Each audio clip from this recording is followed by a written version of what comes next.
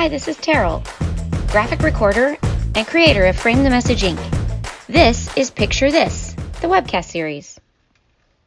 Bullets.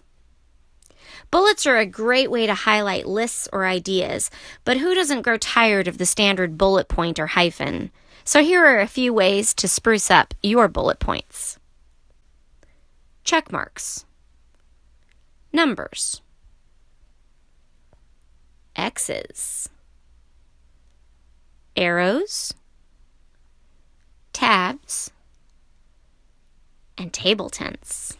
If you want to make a point, consider what theme is really being carried out in the list you are charting. If a list contains great ideas, why not use a light bulb? Or a star? Or a thought bubble?